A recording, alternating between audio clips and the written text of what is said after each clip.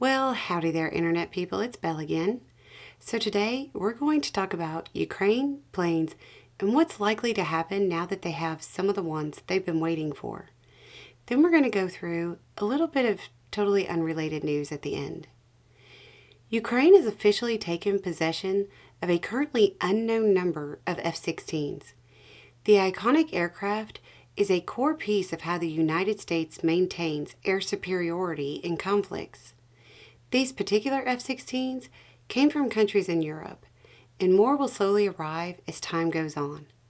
Some of the F-16s are already airborne over Ukraine.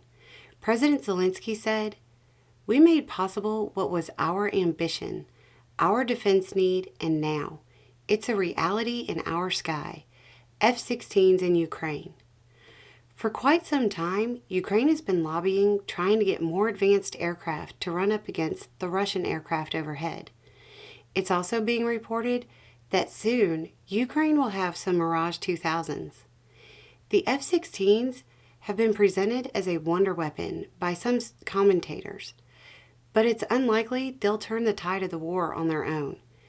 They will instead add increased deterrence to Russian aircraft and perhaps provide another method of hitting Russian resources further from the lines, especially if the U.S. follows through with the ideas of providing advanced munitions for the plane.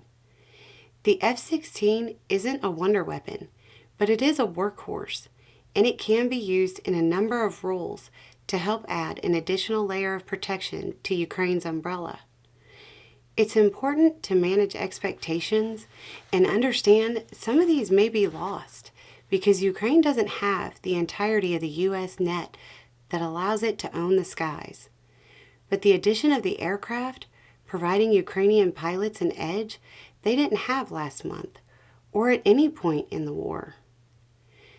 Now, in some totally unrelated news, a few messages have come in asking about whether I, a mere horse mom, can talk about some of these subjects. Y'all know me as a horse mom and a nurse. I understand that. One of the core values of this channel is that ideas stand and fall on their own, not based on a perceived authority of the presenter.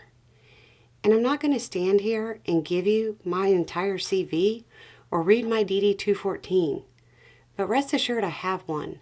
Two, actually. My original one from enlisted days, and then another one when I left after serving as an officer. I've worn pretty much every hat the Air Force has had to offer, and not only as a nurse. I like my cowboy hat better, but that doesn't mean I forgot what I learned. So as I said on the other channel, I've done things, I know stuff. At least a little bit. Anyway, it's just a thought. Y'all have a good day.